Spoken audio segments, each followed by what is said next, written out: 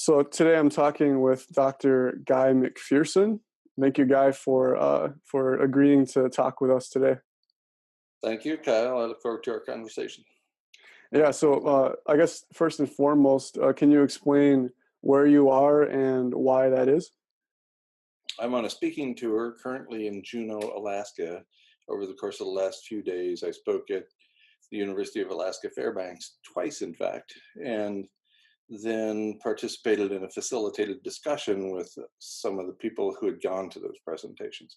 Now I'm in Juneau, spoke at a public library here, and I'm looking forward to speaking at another public library here, a different one, in the next couple of days. Okay. How are the crowds there? Like, what type of people show up, and about how many?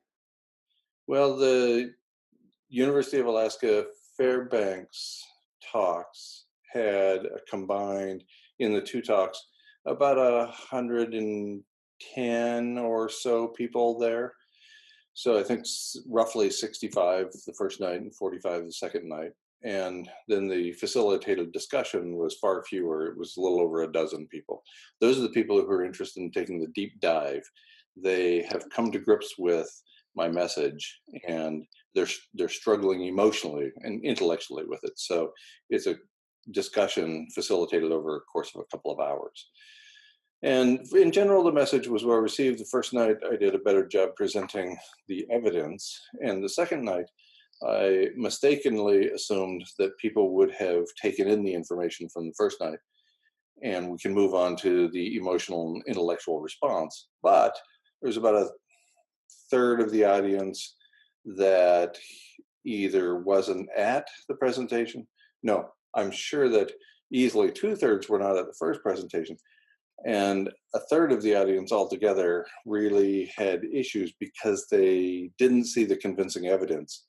I just assumed that people had already seen the evidence, and they hadn't. So that was a mistake I made. So we spent quite a bit of time arguing about the evidence that I failed to present in the presentation and moving along to the emotional response. So Okay. hopefully I learned from that when I did the first presentation here in Juneau. It was a better combination of those two subject matters.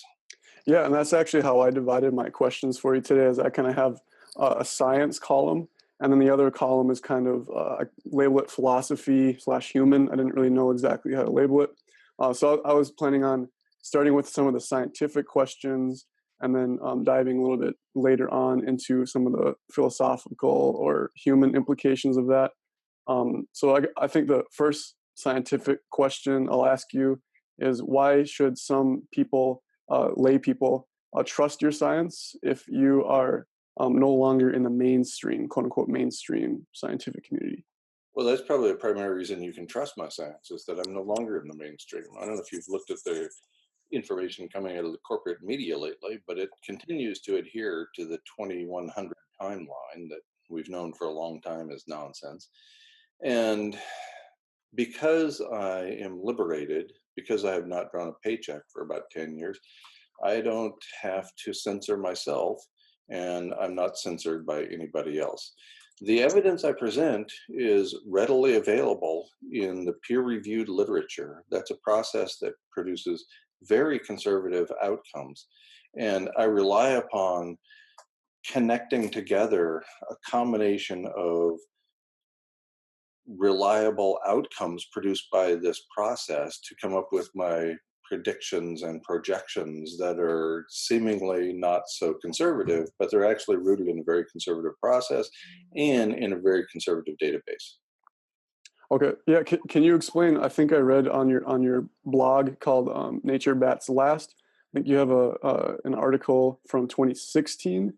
I don't know if could you give a quick synopsis of what you were trying to accomplish in that blog? Yeah, I've had the blog going for more than 10 years now, and I started when I was still in active service, still drawing a paycheck from the University of Arizona. And from the beginning, the blog has been about two primary factors: runaway or abrupt climate change, and net energy decline, or what some people call peak oil. And so I adhered to those two topics, and over time, it became obvious that they were intricately connected. So, for example, if we reduce industrial activity, much less terminate it altogether through, for example, net energy decline or peak oil, then, as it turns out, because of the aerosol masking effect, sometimes called global dimming, we're going to trigger an even more rapid rise in temperature than we would if we didn't terminate or reduce industrial activity. So I didn't realize that at the beginning there was no evidence to suggest when I started the blog that those two topics were interconnected.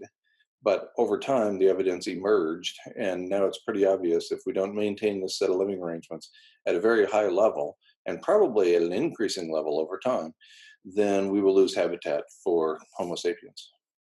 So it seems like that's the goal, or one of the main focuses in abrupt climate change is human habitat. Could you get a little bit more into detail on that?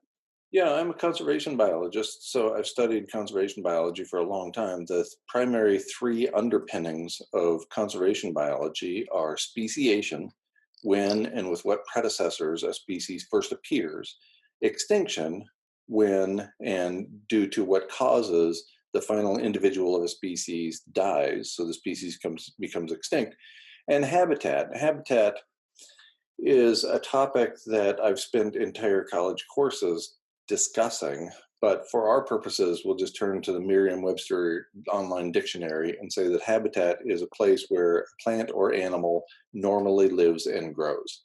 So that's enough. Habitat is all the combination of things that we need: air, water, food, a means of maintaining our body temperature, everything we need, which comes in myriad forms depending upon which species we are and what sort of morphologies we have and anatomies we have. But that's good enough. It's the place where we are suited, the place that we evolved through natural selection and that we now reside. And for humans, that includes places like Alaska. We're an incredibly adaptable and varied species. So we can persist quite comfortably in places like Fairbanks, Alaska, where I was earlier in the week, and also in the Sonoran Desert, where I lived for some 20 years. Oh, good. That's actually related to a YouTube question I had. Why did you move back to North America? I personally didn't know that you moved out of North America. I assume you were living in the Sonoran Desert. Isn't that technically North America? Oh, yes. Yes, Okay. absolutely. I guess why did you move back to the States? I guess is the Yeah, question. Tucson, Arizona is on the eastern edge of the Sonoran Desert. It's one of the most beautiful places on earth. That's where I practiced my craft for 20 years. Then I moved to a homestead I created in the wilds of New Mexico. And that move alone caused almost everybody in my life to assume that I'd gone crazy, because why would you walk away from a tenured full professor faculty position where you're paid a lot of money and not expected to do much? Really, I wasn't expected to do much at all. And that's generally the case with full professors. And then after I spent a lot of time and energy developing a homestead that could grow the food and provide the water for my small tribe, my wife at the time, and another small family that we partnered with.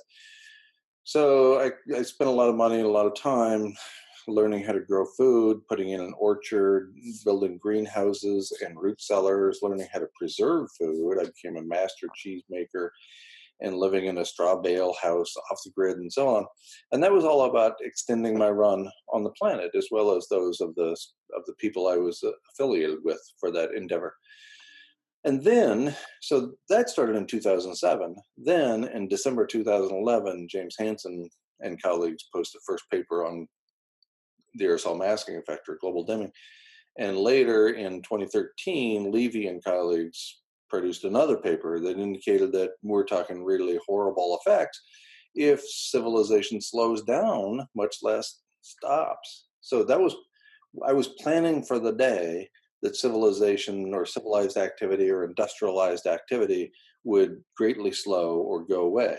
And then I learned about the aerosol masking effect, which indicates that we're in a damned if you do, damned if you don't situation, whereby maintaining the omnicidal heat engine known as civilization will drive us to extinction, and turning off the heat engine of civilization heats the planet even faster. At that point, I reverted to my career as a teacher. I wasn't so concerned about growing food and building structures and keeping the goats alive and collecting the eggs from the chickens. Instead, it became about informing the populace. So I returned to my roots as a teacher, starting by moving to Belize for about 2.5 years and living off grid there. So I've taken fairly radical actions, shitting in a bucket, living off grid for 10 years. And now I'm starting to do what other journalists are doing, except I go all the way. I point out the aerosol masking effect. I don't stop halfway and convince people that if they live off grid and take the actions I took, that they'll be fine, because I know that doesn't work anymore. So I moved to New York because my partner has kids and a dying sister who live in the nearby area. So that was the primary motivation for getting us back to New York, specifically about an hour north of New York City. Okay. Yeah, there's lots of questions I could ask based on that response. One thing I was thinking of is, because you make such drastic, quote unquote, crazy decisions in your personal life or your career path, do you feel that might be one of the reasons that the mainstream scientists or even mainstream readers of science might be skeptical of your science? I'm not doing primary research anymore, so as I was at the university. So I rely upon the research of others to draw my conclusions. All I'm doing at this point is connecting the now abundant information about abrupt climate change, and as a conservation biologist, interpreting where that leads. And it's pretty clear a couple of factors. Earth is at the highest temperature ever with Homo sapiens on it. And there are half a dozen factors that can cause the temperature to rise very abruptly, as it is already doing.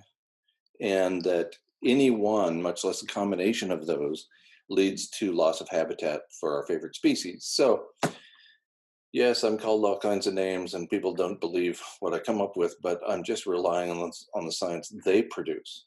For example, Michael Mann, who came up with a hockey stick and now apparently no longer believes it exists, is the classic case of somebody who defames me on a regular basis. And yet he's the guy who walked through the fire after presenting the notion of exponential climate change. And now he's claiming that I'm the crazy guy because I'm saying the same sorts of things he was saying 10 years ago. Interesting. So to to get more back into the science, could you explain your point of view of what climate change, not abrupt climate change, but like what regular climate change is, and then why you think abrupt climate change is more accurate? And then could you describe from today, 2019, until Homo sapiens basically no longer exists? Could you explain that process step by step? Yeah, I think those are two separate questions. So remind me when I get off track to pull me back in and Sure. point me in the right direction. So, when I moved to the wilds of New Mexico, I was adhering to the evidence that was present at that time. I'd been searching for a location for about 3 years and found one in 2007 and began the process of moving there. And that was based on the notion of linear or gradual, we'll call it Al Gore style climate change. So the temperature is increasing, global average temperature is increasing over time. At that point, it was about 0.85 degrees Celsius above the 1750 baseline. So the 1750, which we say is the beginning of the Industrial Revolution, global average temperature of the planet was about 13.5 degrees Celsius. We warmed up 0.85 degrees up through about 2009. And since then, we've tacked on an additional 0.9 degrees. Think about that for a minute. Up till 2009, the first 250 some years of the Industrial Revolution, we're at 0.85. And then in a very short period of time, we double that, more than double that, in fact. And so that's an indication that we're in the midst of abrupt climate change. And then I forgot, and then going forward from here, what does it look like? Well, any number of factors could cause us to lose habitat. We're already at the highest temperature we've ever been at on planet Earth, global average temperature. And the rate of change is already outstripping the ability of vertebrates and mammals to keep up. Well, we're vertebrate mammals. And so it seems to me we don't have to ratchet it up very much more before we go out of the zone at which we're able to survive, at which we're able to find habitat.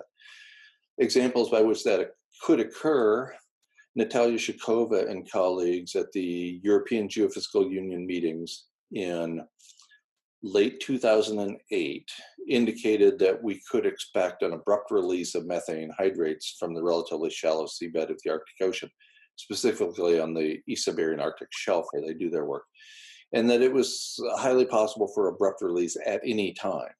They did not write and they did not say that we require an ice-free Arctic for that to happen. They just said it's highly likely for abrupt release at any time. A 50 gigaton burst of methane would heat the planet more than 1 degree Celsius in a very short period of time. There's no way for essentially any long-lived organism on the planet to survive that. Think about trees, for example, and where they are and how well adapted or well fitted they are to that specific location with those fungi in the soil and the pollinators all around and the other organisms they depend upon to spread their seeds. And you're telling me you can change the physical conditions by 1 degree C and expect them to keep up? No way. If the trees don't make it, we don't make it. If the ocean doesn't make it, we don't make it. So that's one of the potential causes leading to loss of habitat. Another is terrestrial permafrost. So that Shikova's work and that of Peter Wadhams is focused on the Arctic Ocean, and Shikova and colleagues specifically focus on methane release from the Arctic Ocean. Let's turn for a moment to the terrestrial permafrost, which is also melting rapidly. One of the things I did here in Alaska, in Fairbanks, I was hosted by a naturalist, and we took a little walking tour for a few hours, wandered out, and saw that the trees were all tipping over. You know, they used to grow like this, and because the permafrost is melting away, they're all mixed up now, and they're all falling over because their roots aren't in solid soil like they once were. One of the consequences is that methane is being released at a very rapid rate from the terrestrial permafrost, and so is carbon dioxide.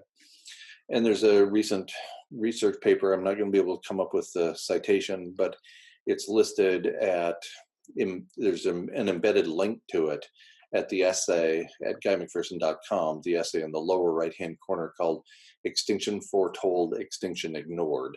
So I update that essay periodically, and including this example of rapid methane release, more than 8,500 parts per million. Methane is typically measured in parts per billion, and more than 8,500 parts per million being released from the terrestrial permafrost. So those are two means by which we could lose habitat, largely unrelated to each other, except that they're both outcomes of abrupt climate change. Another definite outcome is continued heating. We know based on the peer-reviewed journal literature that there's about a 10-year lag between emission of carbon dioxide and the maximum heating associated with those molecules that are emitted. So we have locked in a much higher temperature over the course of the next 10 years, no matter what we do at this point. So we could slow down or cease emissions overnight, and still we've baked in a temperature rise over the course of the next 10 years that will take us well over 2 degrees C, based just on carbon dioxide alone. Fourth mechanism is through the loss of the aerosol masking effect. So reducing industrial activity. So maintaining or increasing industrial activity causes increased temperatures, global average, and so does decreased industrial activity. A paper by Levy and colleagues in 2013 finds that as little as a 35% reduction in industrial activity causes a 1 degree Celsius global average temperature rise. And a more recent paper in Science by Rosenfeld and colleagues, published, I believe, February 8th of this year, 2019, finds that we have greatly underestimated the impact of the aerosol masking effect at cooling the planet. So we get rid of those particulates that fall out of the air when we slow down industrial civilization, industrial activities. It's going to heat up the planet even faster. than what we're doing by continuing to ratchet up industrial civilization. So damned if you do, damned if you don't. Those are four mechanisms by which we could experience rapid temperature rise. There are three others that I have presented recently in my presentations, and as we go along, I'll try to think of them because they evade me right now. Oh, that's fine. That was a really good response. One quick question I had is for people who don't know too much about abrupt climate change. If they start to listen to you or someone like Paul Beckwith, who talks a lot about the temperature of the Arctic. So basically, in a really quick response, why is it so important to focus on the average temperature of the Arctic? The Arctic Ocean is a planetary air conditioner, pure and simple. The Arctic has not been ice-free for at least 3 million years. Homo sapiens have been here a little over 300,000 years. So we've been here a tenth the length of time since we've had an ice-free Arctic. The president of Finland, who has a largely unpronounceable last name, at least for me, was in a joint press conference with President Trump on August 28th, 2017. And he summarized the scientific literature with a single statement. He said, if we lose the Arctic, we lose the globe. That is reality. And I'm pretty sure what he was referring to is if we lose the Arctic ice, then we lose global habitat for Homo sapiens. And that's because of the albedo or reflectance from the white ice. You get rid of the white ice, and suddenly you got a blue body there that's just soaking up the sunlight instead of bouncing it back into space. It's also because of the potential for catastrophic methane release, which, as I indicated, is highly likely for abrupt release at any time. And you remove the ice, and it's certainly more likely. And then there's the latent heat. A little bit of ice goes a long way. You get rid of all the ice, and there's nothing to keep the Arctic from warming up catastrophically, never mind warming from below, from the Atlantic and Pacific Ocean intruding into the Arctic Ocean, but also because of that blue ocean and the warming of the air around it. So the Arctic is critically important to continued survival of human beings. There's no question of that anymore. If a president of Finland goes around talking about it, and it has been a lot since that first press conference, August 28th, 2017, then you know that the situation is dire, because politicians are not known for telling the full truth about almost anything. Correct. So here's a guy who's going around suggesting that we're going to die shortly after we experience an ice-free Arctic. That's not going to get him elected. Nobody wants to hear that message. Speaking of politics, could you quickly describe the IPCC and why should or shouldn't I trust them? The Intergovernmental Panel on Climate Change is a great example of a very conservative body. And whereas a conservative process has produced very reliable knowledge, that's what scientists and philosophers call the information that is produced from the scientific endeavor. They call it reliable knowledge. And a very conservative approach has worked great for the last 400 years, since the original, maybe dating back to Socrates a couple thousand years ago. That approach, which is very conservative, that requires a consensus from the scientific community, has worked great at producing knowledge that we can count on, that we know isn't some sort of extreme version of an opinion. So the IPCC is great for that, and they've produced now a couple of dozen assessments based on this very conservative approach. So here's what they do. They create a working group to focus on one particular aspect of climate change. And the working group is comprised of approximately 20 individuals who are identified as experts on the topic. Might be 15, might be 25, but we'll say it's about 20. And first of all, they rely only upon the peer-reviewed literature. Anything that is published after they begin their first meeting, they discount, they discard, they don't include. So imagine, for example, that we're having this conversation and we decide reality stops as soon as we start having a conversation. Nothing that matters around us matters anymore, because we're only using evidence up until 1 o'clock Alaska time when we started this conversation. Well, Say, for example, a mushroom cloud appears out my window, and it's pretty obvious that that nuclear holocaust has just begun, that somebody just dropped a nuclear bomb. But I ignore that because we agreed to only talk about what happened before this conversation began in this conversation. So that's irrelevant. So as a consequence, the IPCC relies upon a very conservative body of evidence. Only peer-reviewed literature is allowed in the process to begin with. And then the assessment takes 5 to 7 years to complete. So by the time the scientists are done, they're relying upon information that is not only 5 years old. It took 2 years to collect the data and get it published too. So now the information is, say, 7 years old, and then it goes to the politicians and they censor the crap out of it. Mm. And so we get a doubly censored version, one censored by the scientists by relying upon consensus only, and then very heavily censored by the political process. So we got ancient information that is twice censored. So of course it's going to be very reliable. Everything that's in there, you can count on that being very accurate. But it's also ancient.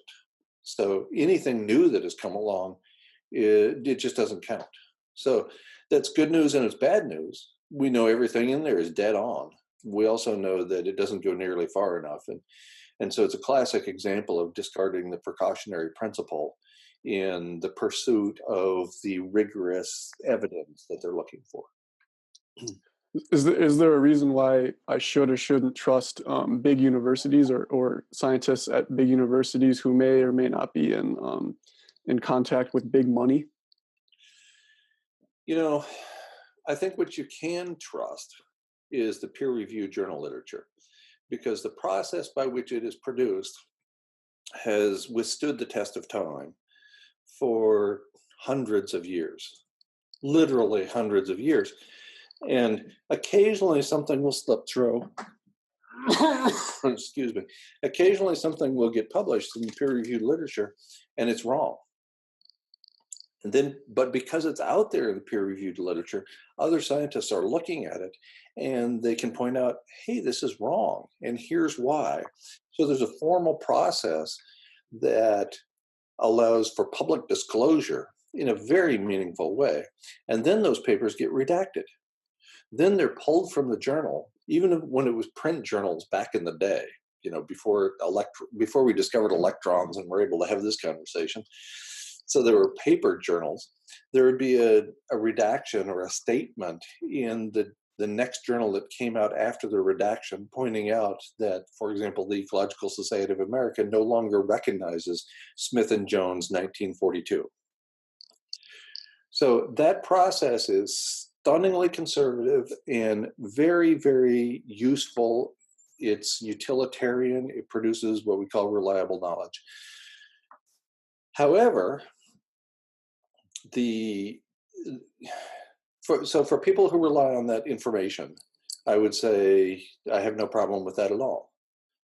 For people who go beyond that information, then things get a little sketchy. Then you have to develop your own critical thinking skills and apply those skills to determining whether what this person says makes sense or not. So this is why I depend so heavily upon the peer-reviewed literature. Yes, it's old. No, it doesn't depend at all upon the precautionary principle. We threw that out the window decades ago. But it's the most conservative information I can come up with. And I've been steeped in that approach for so long that it's difficult for me to do anything else.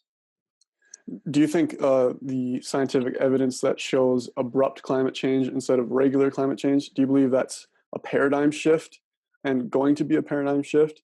And would that be related to historical paradigm shifts in science? It absolutely is a paradigm shift. There's no question about it. For our species and the 200 species a day driven to extinction as a result of industrial activities, abrupt climate change is a very, very big deal. And we have precedents, we have planetary precedents for the notion of abrupt climate change. In the peer-reviewed literature, there is a well-documented case of a 5 degrees Celsius global average temperature rise in a 13-year period. But of course, humans weren't here then, because it's difficult for me to imagine humans or much other complex life could survive such an event. And we're at the leading edge of such an event right now.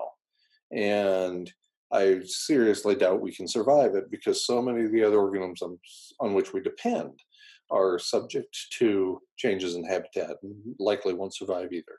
So we need the filter feeders, we need the pollinators, we need the decomposers, we need all these things that we tend to think of as little, inconspicuous, having no meaning in our lives because they aren't on the plate at dinner time. But those little things really, really matter, and we ignore them at our own peril. Okay, so talking about habitat, could you describe how humans fit in their ecosystem and the Earth in general, and whether or not we are an invasive species? For a long time, we fit very well. And in fact, I would argue until a few thousand years ago. So say that, just to pick a number of 10,000 years, and I don't know, and I don't think anybody knows for sure exactly when the first civilization arose. But approximately 10,000 years ago, coming out of the last ice age, so Homo sapiens had been on the planet roughly 300,000 years. Think about that. Homo sapiens, our species, you and me, previous examples of us looking tremendously like us, indistinguishable morphologically and anatomically. And so we are here for some 300,000 years, and never once did we develop civilization. I'm going to define civilization here as growing, storing, and distributing grains at large scale. And they're beautiful. It's a great idea. Whoever came up with that, it was a stroke of sheer genius and also sheer madness. Because suddenly we were able to come out of the woods or out of the desert or out of the riparian area or out of the place where we normally live and grow our habitat. And we were able to live in a cave or build a house. We were storing grains that get us through the hard times. No more hunger.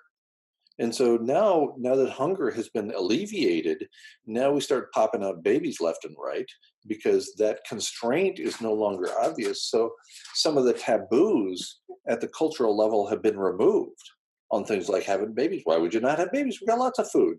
Look at all this corn. So that was epic. That was absolutely epic. So we've gone 300,000 years. We never developed a civilization. Coming out of the last ice age, global average temperature rose about 1.5 degrees and then stabilized and stayed at that stable temperature. First time ever, civilizations pop up all over the globe. At least half a dozen civilizations popped up more or less the same time as a direct result of this cool, stable temperature. Suddenly there's civilizations everywhere. Never happened before, and now they're popping up like trolls on YouTube. No offense to the people watching, obviously. No offense. But suddenly there's all kinds of civilizations, and I think it's easy to attribute that to the cool, stable temperature regime, which allowed for the growing of grains, which means the ability to store food.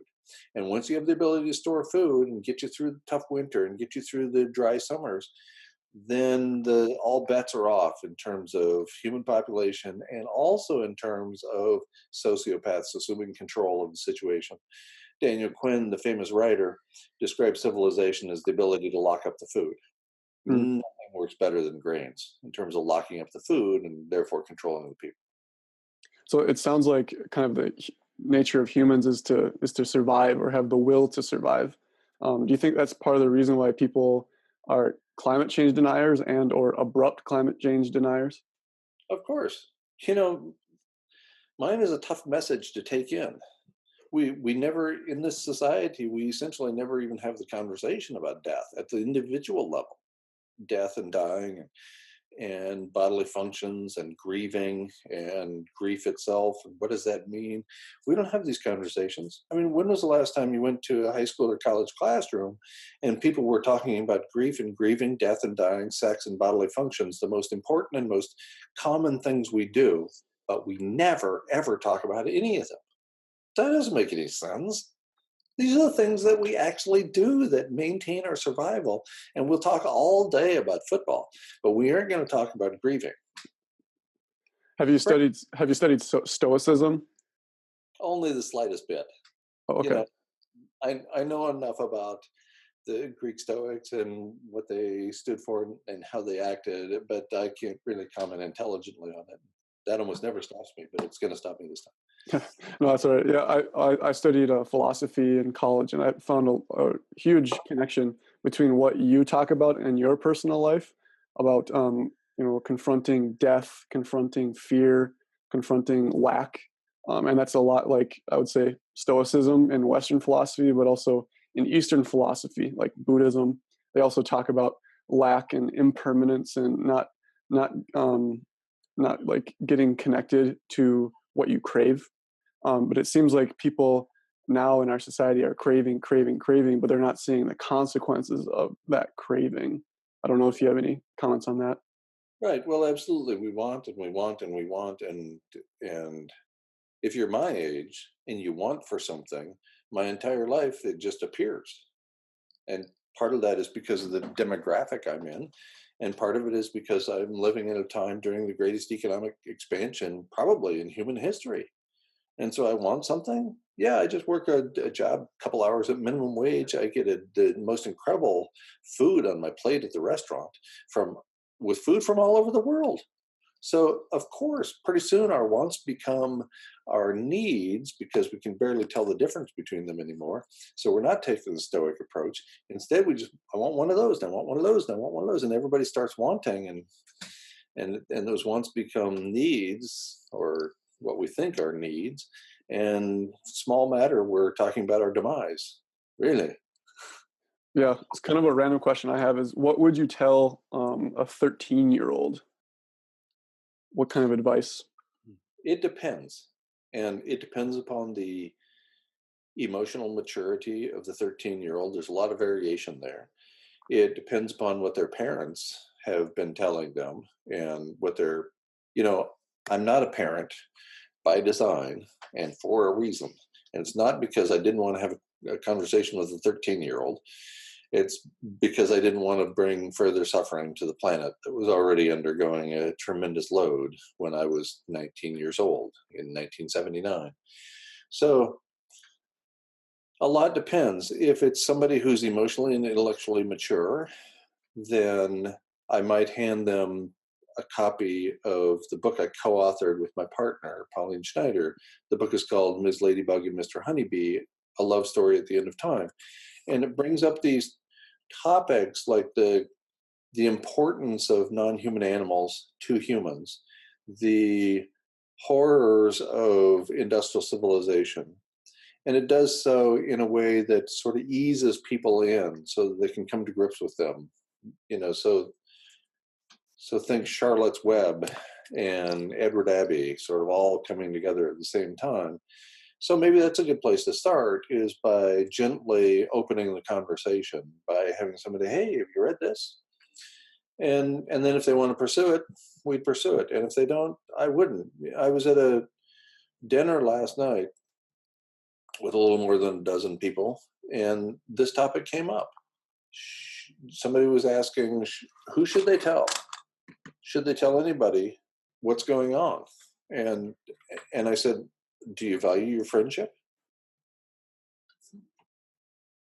And if you do value your friendship, then you might want to start. You might not want to approach the person next time you see them, and say, "Hey, did you know we're all going to be dead soon?"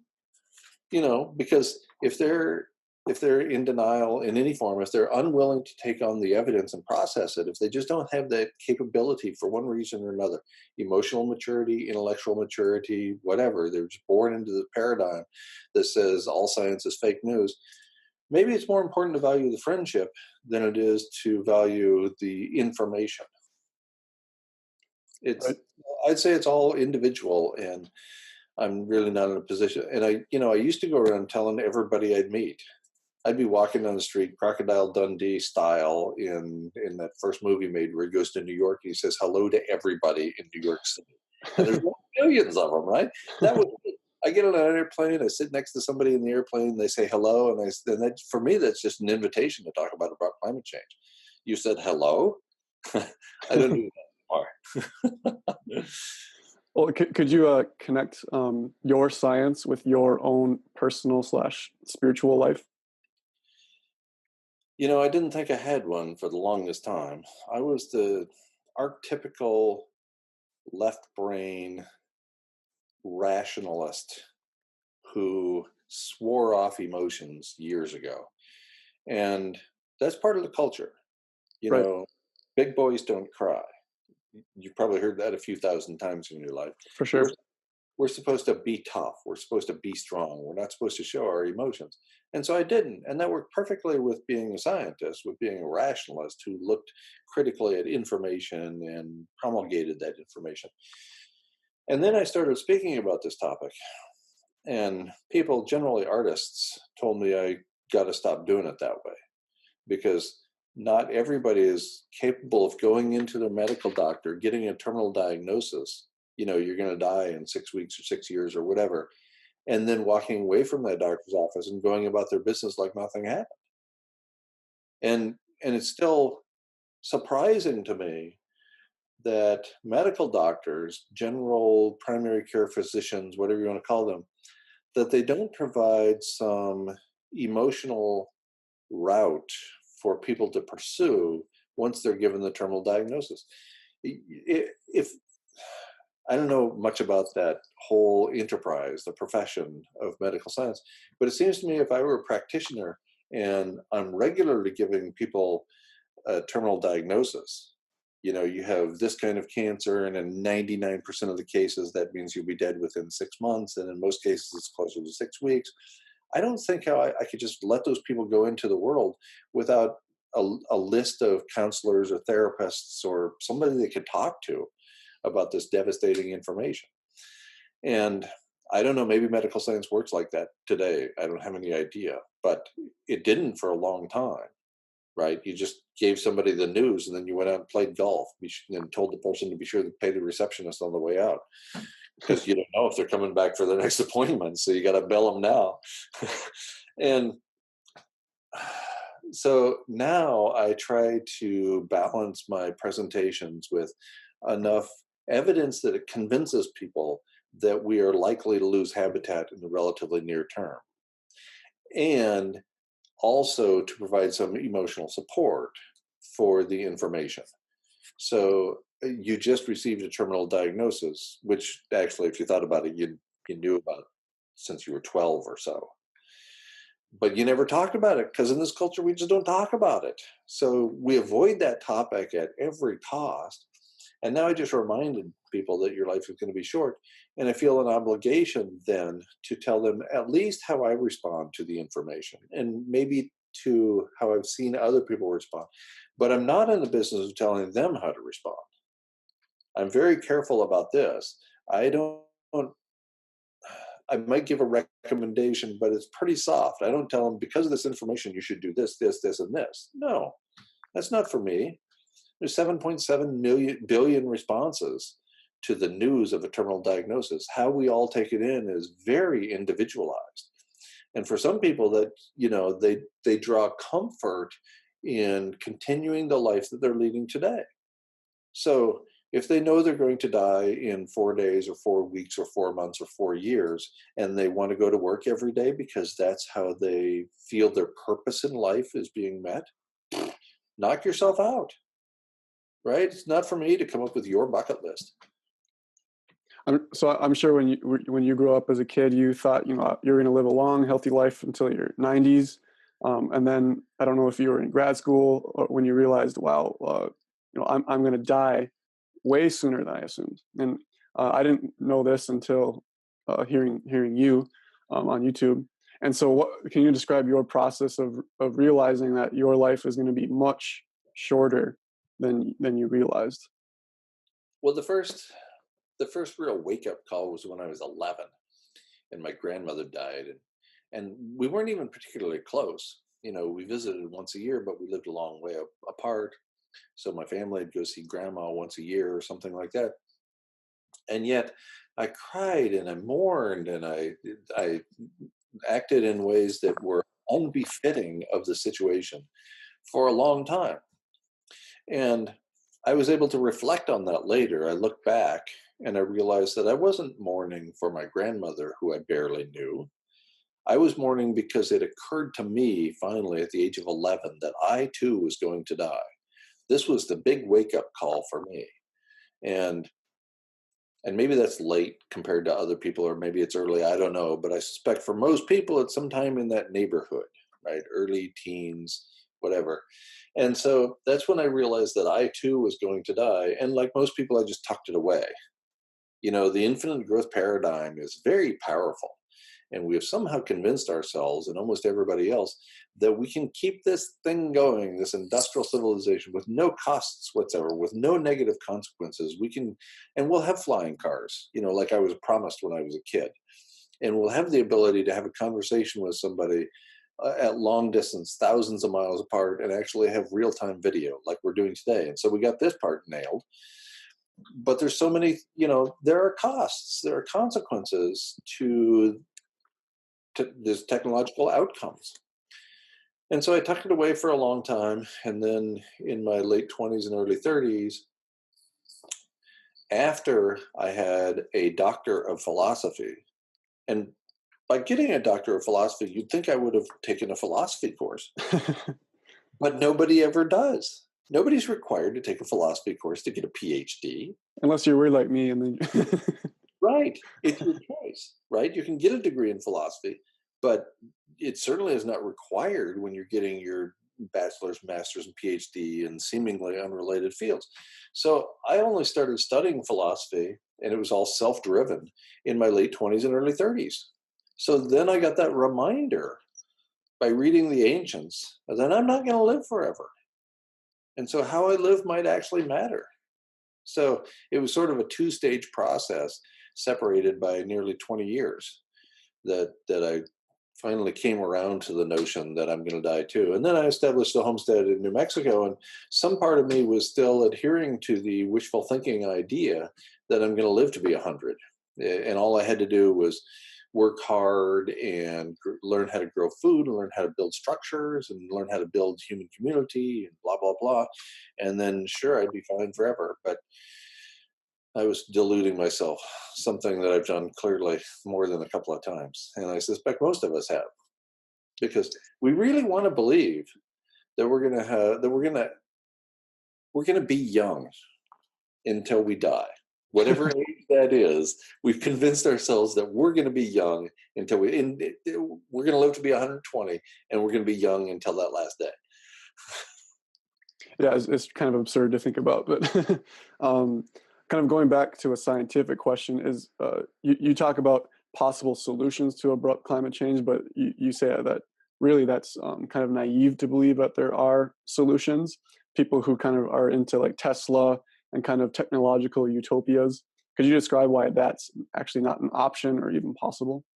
Yeah, and it's motivated by, again, the peer-reviewed literature indicating that civilization, industrial civilization particularly, is a heat engine. Regardless of how we power this set of living arrangements, we produce heat. And this is mostly rooted in the work of a guy named Tim Garrett, who's the head of the atmospheric sciences program at the University of Utah. And he has pointed out with a series of papers that very compelling evidence indicating that no matter how we power it, it's a heat engine.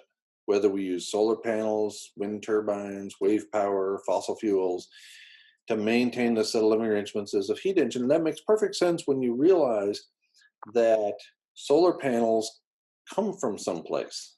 And it isn't the solar panel fairy. That solar panels actually require an enormous amount of fossil fuels and these things called rare earth minerals to create. So that's not a replacement for fossil fuels. It's an outcome of fossil fuels. It's a derivative of fossil fuels, not some sort of replacement for them. And the same is true for wind power, obviously, and wave power. It takes a lot of fossil fuels to create the infrastructure and to create the pieces for all of those individual things that allow us to turn the lights on. So once you realize that civilization is a heat engine and that it has these adverse consequences, then it's a simple step to, civilization can't be maintained forever based on the laws of thermodynamics. And there's a bunch of adverse consequences, much as we'd like to think otherwise. I'd love to think that we can have smartphones and flying cars and the ability to have this conversation and no cost. Of course, that's what we want to believe. But really, you don't have to think very deeply to realize that our actions have consequences. For sure. So talking about civilization, when do you think political instability will begin and how? I think political instability has begun. You look at France with Macron ordering the enforcers to shoot to kill the protesters in the Yellow Vest movement. That's pretty radical for a guy that everybody thought was one of the good guys, who offered to hire climate scientists from the United States over in France because Trump was ignoring the climate science. And I think that Trump and his predecessor, Obama, and his predecessor, Bush, and his predecessor, Clinton, and his predecessor, Bush, and now we're going back as far as you've been alive, I think all of them were promoting a fascist government. I think there was a direct interrelationship between corporations and government. And that's the very definition of a corporate state. So of a fascist state, sorry. So once we have that interlinking between the corporations and the state, and clearly it's beyond just the occasional favor, then we're in an incredibly unstable situation from here forward. And a guy named Van Jones, who at the time worked at the Ella Baker Center, now he's on television a lot. In fact, I think he's a commentator for some channel. In 2007, he quoted a bunch of people he meets at Davos regularly because he was going to the big economic meeting. And he says, those people don't know what to do. The people that you think are in charge, the Clintons and the Bushes and the Trumps and the Illuminati, if you want to go there, and the Trilateral Commission and all that stuff, the people we generally think of as being in charge, they don't know what to do. He said, I've talked with a whole bunch of these people and they don't know what to do. So, and here's the trademark line, they're juggling chickens and chainsaws, just trying to get through another day. Mm-hmm. Just like the rest of us are doing at work. We're just trying to juggle chickens and chainsaws to get through another day at work so we can go home and be with our family and have a little food and some fun. And he said, they don't know what to do. That was in 2007. You think they know what to do any better now? I don't think so. I mean, the whole thing is held together with duct tape and barbed wire at this point, and I'm stunned that it hasn't all come down. But at some point it will.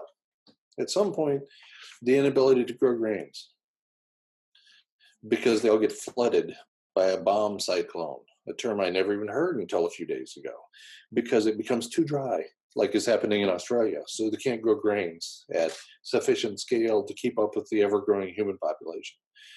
So there's any number of factors that could reduce our ability to grow grains and therefore disrupt the ability to put bread on the shelves. And every civilization requires bread and circuses. We'll have circuses till the end, but if we don't have bread, we're done. One of the questions on YouTube was, do you think political instability / violence will overtake climate collapse as our number one problem, even though political instability may be caused by climate change? But do you think political instability will be how it happens? Yeah, I think political instability will be one outcome of climate change. And I think that will manifest as we're unable to put food on the shelves. Already, climate change is causing considerable unrest in places like Puerto Rico, which last I checked was still part of the United States. And the people there who are still waiting for the power to come back on are not very impressed with the United States government. When we have things like that happening at a larger scale, when the lights go out for 6 weeks, a whole bunch of people are going to be even less happy than they are right now. Because when the lights go out in modern society, you can't buy anything.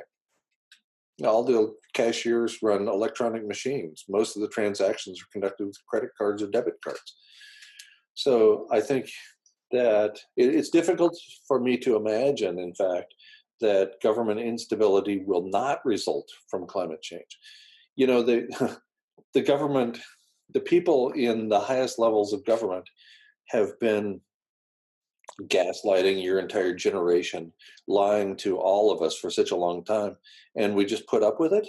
So clearly, you can do anything when you're in the Oval Office and get away with it. You can go on the air with a monkey on your shoulder and take the whole thing seriously, and half the people watching will go, "Hey, that was pretty cool." So apparently, you can do anything and be taken seriously at the highest levels of government in this office. But once the food doesn't show up on the grocery store shelves anymore, then people are going to start getting irate. Once there's no gas at the pumps, then people are going to start thinking, "Hey, this isn't exactly working out like I thought. That guy who had the monkey on his shoulder was kind of fun, but this sucks." So I don't see any way around it. And I think that it will require climate instability to produce political instability and massive social unrest, because look what we've put up with so far. I thought when George W. Bush was in office that if people didn't protest at this point, then we must be out of our minds. And nobody even blinked an eye. And then, of course, it got worse, and then it got considerably worse from my perspective. And now there's absolutely no correlation between what the public wants and government actions. How can you have a complete disconnect in those things and say that you have a government that's working for the people? Yeah, I think it's pretty absurd that people still trust that like their 9 to 5 job is going to be there. Like people my age are thinking about, oh, how can I plan my retirement? And people are trying to save money and invest in the stock market for their long-term future. But one thing I've been thinking about, and one of my questions for you is, so someone like me who's almost 28, should I be thinking about how can I start being able to survive in more of an alternative economy? Because instead of going for that 9 to 5 job, maybe there's a way in the short term to make some money in the alternative economy, such as YouTube, or just meeting people one-on-one and starting organizations. Do you have any advice for someone who is 28 and thinking about a 9 to 5 job? Yeah, do what you love. I really am reluctant to say anything beyond that. If you can find work that you love to do it. And if it pays you a living wage, hallelujah. And, you know, there are so many people who are pretty miserable right now because they can't make a living wage.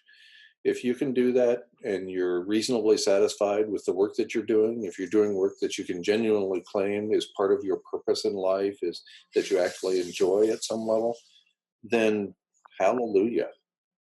You know, you scored, you won. In this day and age, for somebody to have a job they actually love, as I did for so many years, it's nothing short of a miracle. Really.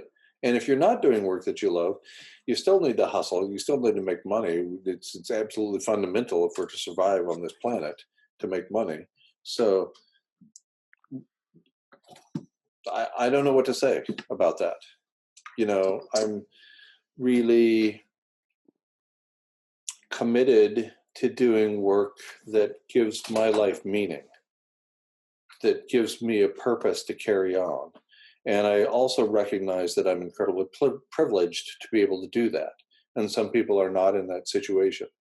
And if this system holds on long enough, I'm going to be back to doing what I was when I was 16 and 17 years old, you know, doing very difficult physical labor work that this body is poorly suited for anymore. But when you're your age, when you're in your 20s and even in your 30s, you've got to find that balance between doing what you love, doing something that gives you purpose, and surviving from day to day. And I don't envy you one single bit. um, when some people think about kind of the doomsday times, I think there's kind of two options. Some people are like doomsday preppers, where they're thinking about how can I survive in my bunker, and they buy a lot of guns, they buy like peanut butter and things like that. Otherwise, Charles Eisenstein, I don't know if you've heard of Charles Eisenstein, he Yeah. actually advocates that it's actually better for your survival if you invest in your community, such as maybe improving a skill in being a leader or being a teacher, for example, and connecting with the people around you. I don't know if you have any comments about that. I was doing both when I moved to the homestead in New Mexico. That was the whole point. I was the consummate prepper. I had 6 tons of food in my root cellar. I learned how to grow food. I learned how to build structures. I learned how to milk goats and make the cheese, preserve all kinds of food. And all the time I was trying to improve communal relations within the people in what I came to call my tribe. And I think both parts are critically important because when times get tough, you're going to want your neighbors to be friendly. You're going to not want neighbors who have guns and are looking at your food with an eye towards feeding their own children. So, of course, I was committed to doing both of those. Now, as a result of the aerosol masking effect, and therefore the abrupt rise in temperature when this set of living arrangements goes away, I spend my time teaching, having conversations like this one, pondering what we do in the time we have left, and at the same time trying to live fully, trying to live with gratitude, trying to live with death in mind, and encourage people to do the same thing. Because I don't think we have long after this set of living arrangements goes away, and that's contrary to what I thought a dozen years ago when I started the project in New Mexico. Now, because of the aerosol masking effect, now because of the 450 nuclear power plants that are likely to melt down before they can be safely decommissioned, now I try to live more fully every day. And also, I continue my writing, which apparently I can't rid myself of that affliction. And I continue to speak as many places as I'm welcome to do so. So I guess one kind of really philosophical deep question is, I mean, what is the point of human beings? They create agriculture and they discover fossil fuels, and now we have climate change, and then we're going to lose habitat. I mean, what's really the lesson to be learned with this entire process that we call Homo sapiens? Yeah, I think that the lessons are many, and we have to make them individual. And if we're to find purpose, if we're to find meaning in our lives, it has to be at the level of the individual. You and I are not going to be able to find purpose. We're not going to be able to find meaning for 7.7 billion people. We probably can't even find meaning for 7 people. So let's focus on ourselves. Put on your own mask first, as the flight attendant might say. And only when you have paid attention to your own self-care, only when you are in a position to be healthy mentally, physically, and emotionally, only then can you be in a position to reach out to somebody else and maybe improve their life for a short time in some small way. I don't think any of us are in a position to tell people beyond really soft recommendations what they ought to be doing with their lives. So I think that becomes a moot point. I used to think that was my job when I was on campus teaching people not much younger than you how to create a life and a career for themselves. But now I recognize that most of that time was poorly spent doing things that didn't much matter to anybody there. So, what does it mean to be a good person from your perspective? Because some people say it's what you do, other people say it's how you do it. This is one of the questions of Socrates. Socrates went around asking 6 questions for his entire adult life. And then when he was 70 years old, they killed him for it. I should be so lucky. I don't know what is good. That was one of his 6 questions. What is good? What does it mean to be good? Another one of his questions, what is virtue? What is virtuous activity? I think, again, we only have the individual response. What do you think is good? How do you think you ought to act, given a terminal diagnosis, given that your life is going to be short? And even if we live to be 100, which would surprise me a lot, Surprise me more for you than for me, but it would surprise me a lot even for me. Even if I live to be 100, that's a short time on Earth. How should I act? I think I should act with good intentions and with good acts. What does that mean? It depends completely upon the individual circumstances. What does it mean to take good action? Depends completely upon the individual circumstances. You might think that, for example, murder is always a bad idea. Murder can never be viewed as good. But then you think about, what if somebody had murdered Adolf Hitler before he rose to power? And I would be tempted to say the same thing about all recent United States presidents, but that might get me in some trouble with your viewers. So I won't go there. But you can find somebody who's the very definition of evil, Attila the Hun, or Adolf Hitler, or somebody looking through the lens as they only did bad things. Would it be good to kill them before they started that if we had a time machine? That's a conversation worth having. I don't know that it has a definitive answer. I don't think it's yes or no. Again, I think it depends upon the circumstances. And the circumstances vary from time to time, from place to place, from individual to individual. That's yet another reason why I'm not going to tell you what to do, or anybody else for that matter. If I had a dog, I'd tell the dog what to do. That's about as far as I'm going these days. Just a couple more questions. This is getting really good. Do you think that the Earth in general, have you heard of Gaia theory? Of course. Do you believe that the Earth is conscious? No, I don't. And I don't think that's what James Lovelock meant when he was referring to Earth as Gaia. He viewed it as a self-correcting system, a mega ecosystem, if you will. But I don't think he viewed it as being literally conscious, as having some sort of spirit or design for all of us. And I certainly don't. We are sentient, and so are some other organisms, but there's no indication that the soil is sentient. There's no indication that the atmosphere is sentient, comprised as it is of the various gases. So I think that's a stretch too far, personally.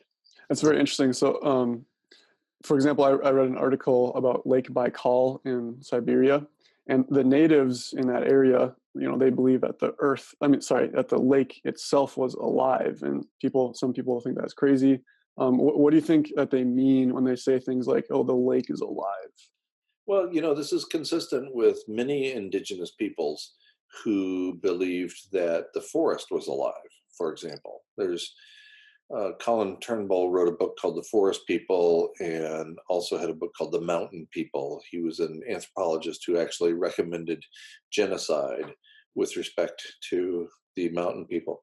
And he documented, and many others have documented as well, that indigenous people think of themselves to a great extent as being part of a larger living organism.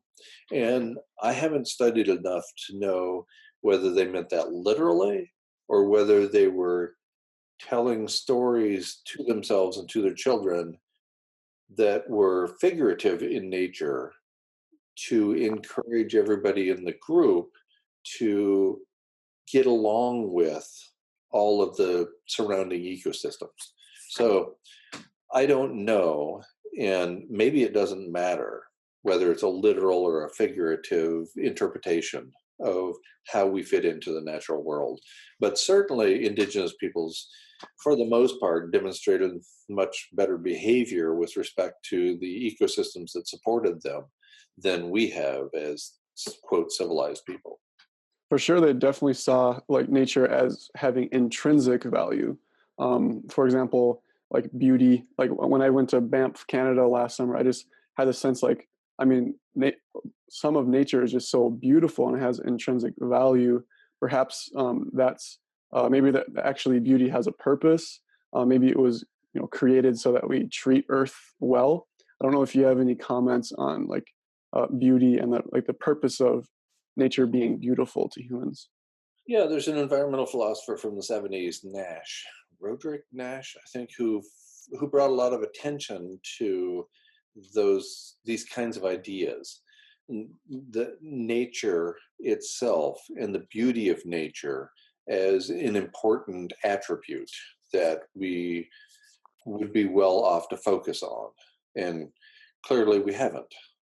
And clearly we haven't endowed nature with the intrinsic value that it actually has. We haven't recognized that intrinsic value, obviously, in almost every case. And we unless we can commodify or monetize beauty, we don't seem to think it's important. And I think that's tragic. Yeah. I guess one last question we could probably wrap up here soon is one thing that I talk about on my channel a lot is consciousness. Do you think that there's a difference between the biological self or the psychological self and then the consciousness, and that whether or not do you think the consciousness can continue after biological death? And I just your opinions on that. Well, that's a great question, and I studied it fairly intently in the mid and late 1990s, and I never brought myself to a point at which I felt like I could comfortably answer that question. For me, as an individual personally, I don't think our consciousness will persist beyond us, but there's an abundant body of evidence that has arisen in the last 30 years on consciousness, and I haven't kept up with it, and I don't study it, so I might well be wrong. And I would like to see the evidence to support the notion that I'm wrong. At this point, it's an opinion because I don't have enough information at my disposal to be able to say that the evidence suggests this or the evidence suggests that. So I think not, but I'm in really no position to say. No, that's a good point, because both in quantum mechanics and then in neuroscience they talk about consciousness, but I feel that they're using two different definitions of consciousness. So we were talking about sentience, which would be, your neurons being fired and interpreting the world through your five senses. Whereas in quantum mechanics and in physics, I think that consciousness could be that empty space that they talk about in the atom. Subatomic particles are coming in and out of existence. And I believe that empty space could be is what makes consciousness, or even that the substratum of the universe is consciousness. So I mean, I just think in Western thought and science, there's kind of this disparity in how we define consciousness. Whereas if you go to the East, if you study ancient India or Japan or China, they have this definition of the consciousness of the universe as a fundamental reality. So it's just two different ways of looking at it. I just find it to be a fascinating topic. Yes, it is. And unfortunately, I'm not paid to think anymore. I'm not paid at all. So most of my bandwidth is spent on trying to live fully with gratitude where I am with the people I'm with, and doing activities like this. I would love to take a sabbatical leave, spend it studying consciousness. And, that list of intellectual challenges and intellectual desires that I want to know more about grows every day. So if you don't remind me within the next couple of days that I wanted to study consciousness, I'll be on to 37 different topics that I want to study. Yeah. Do you have any last words for your audience or for young people or anything? Well, people can find my work at guymcpherson.com. And I thank you for the conversation. I very much appreciate it. I'm sorry for the plight we have left behind. If the World War II generation was the greatest generation, and I don't think it was, then my generation is the worst generation. We knew for a long time what we were doing in trashing the planet, and we trashed it anyway. And look at the mess we've left you. And so if I can say anything to your generation, it's I'm sorry on behalf of me and my entire culture, my entire society. And it's tragic. So, given that, And given that, like you, I was born into this, like all the people watching, they were born into this set of living arrangements. There's only a certain amount we can do. There's also only a certain amount of free will that we have. It appears that it's not a hell of a lot. So, I'm sorry, and I'm trying to live compassionately. I'm trying to give it back after it's probably too late to do much, except at the level of individual interaction like we're experiencing here. So Yeah. thank you for the opportunity to chat. I appreciate it. We got into some topics that frequently people don't take me into, some of the more personal stuff. So thank you for that. Yeah, thank you. I guess just to reply to that is, I think a lot of millennials maybe get angry at the baby boomer generation. I think some millennials are immature in the sense that they actually exercise that anger, whereas I try to use that anger and go in order to self-actualize myself. I use that as an energy tool to learn more about myself and how I interact with society and the world. I would advocate that people who are millennials to go down that route instead of pointing the finger at others, because like you said, it's not about free will. It's about this system called climate change and civilization that was created out of our individual hands. Right. And, we were all born into this and we just played along like everybody else around us. And it turns out everybody playing along and going down the same path, jumping on the same treadmill, that was a bad idea. But it's hard to figure that out in time to make any significant changes. And clearly, as a species, we didn't. And I've watched a couple of your videos, and you say all that remains is love. Yeah. And in fact, not to promote too much, but my latest book, which came out in February, is called Only Love Remains, Dancing at the Edge of Extinction. And that's how I intend to spend a significant amount of my time, is dancing at the edge of extinction. Because all my efforts to convince people to change their behavior, to have fewer children, to not consume the planet, all that has been ignored for my entire adult life.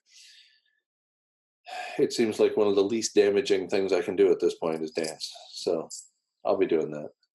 I think that's a sign of maturity, because I think the idea of dancing and playing is actually not childish. I mean, it is childish, but it's actually a sign of extreme maturity as well. Absolutely. Einstein had a line that he used that compared children and scientists favorably as people who are having fun and learning as they go.